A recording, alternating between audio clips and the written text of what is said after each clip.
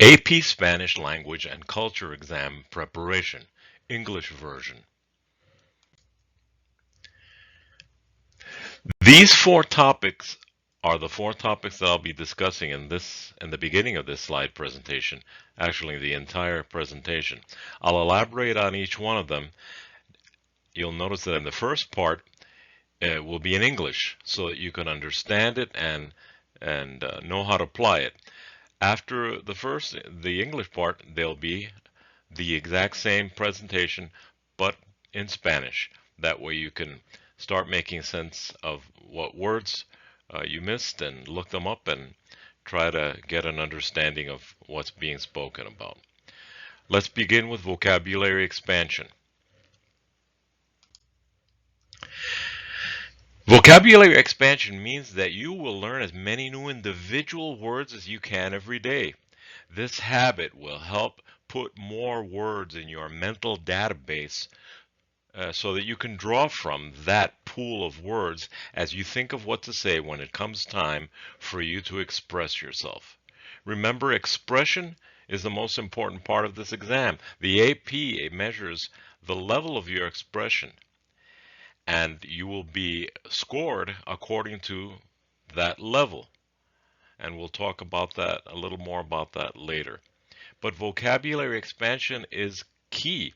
You must have words in your mind. You must treasure up words in your mind so that you can know them and understand the meaning of them so well, especially when practiced in context, that your unconscious mind will bring it up whenever you feel a need to express yourself rather than translating, which is more difficult and time consuming. Discourse expansion.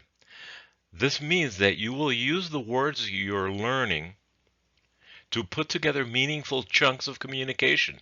That is vocal expression.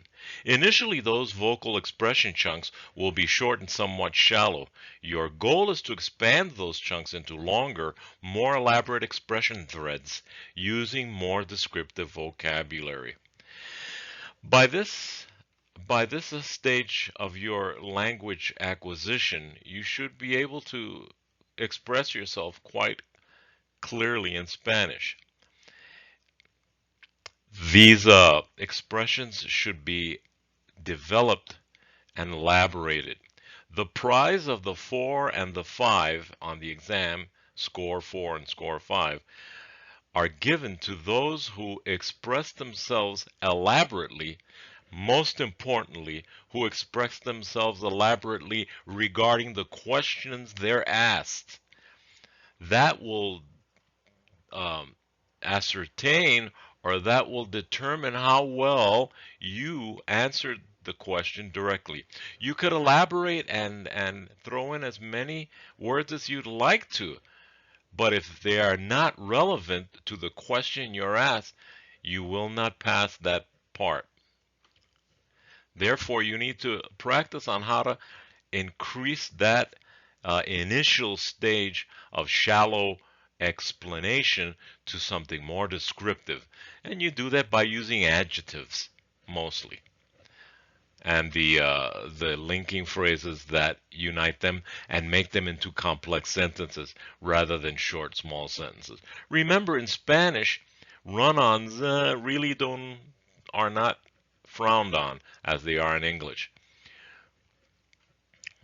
Therefore, the longer the expression, what I'm saying is, don't afraid to use a comma after comma when expressing yourself, rather than using short, small little sentences that are not connected. Topic expansion. This means that you'll be able to talk or express yourself on a variety of topics. If you really want to focus on relevant topics, the next slide will show you the 6 AP topics. These topics should be directed at the Spanish-speaking country you should have already adopted. Therefore,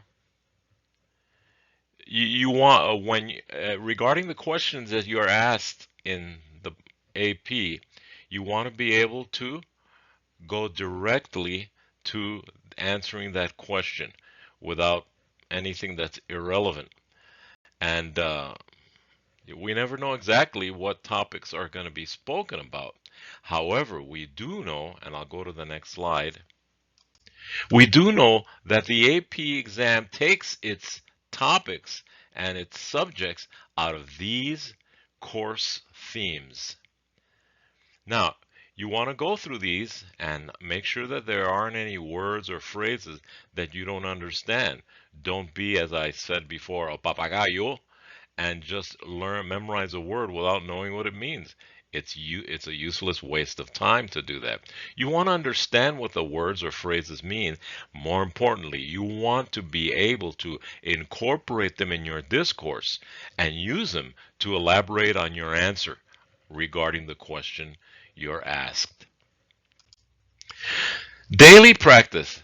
This means that you should be practicing your discourses every day. This aspect may be the hardest one to implement because everything around you is coming at you in English. Therefore, you have to make a little synthetic Spanish-speaking world in order to keep your speech flowing in Spanish.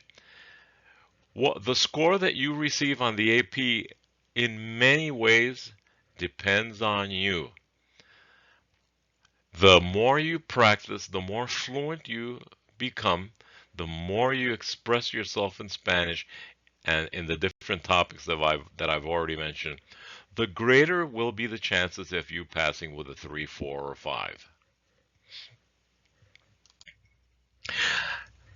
Now I'm going to explain and say more or less the same things I said on the English part in Spanish so that you can get a contextual idea and pick up some other vocabulary that you may take with you to use. Expansión de vocabulario, expansión de discurso, expansión de tema y práctica diaria. Vamos a hablar de cada uno de estos temas individualmente. Primero, expansión de vocabulario. Esto significa que tu vocabulario, esto significa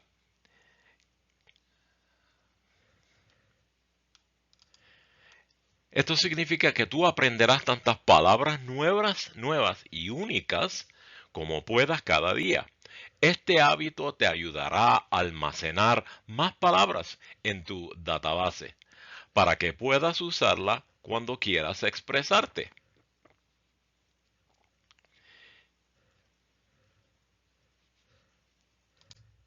Expansión de discurso.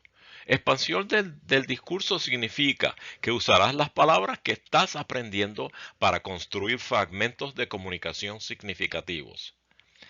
O sea, expresión vocal. Inicialmente estos fragmentos de expresión vocal serán cortos y algo superficiales. Tu objetivo es expandirlo en hilos de expresión más largos utilizando un vocabulario más descriptivo. Y, por supuesto, una de las formas de expandir o elaborar tu vocabulario es aprendiendo más y más adjetivos, incluyendo las palabras de enlace que puedes usar estos adjetivos para formar oraciones más complejas.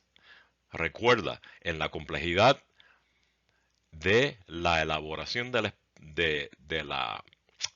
la respuesta que tú des es donde está tu evaluación de 3, 4 o 5. Expansión de temas significa que podrás hablar o expresarte sobre diversos temas. Si realmente quieres centrarte en temas relevantes en los que puedas desenvolverte, la siguiente lámina te mostrará los 6 temas de la P.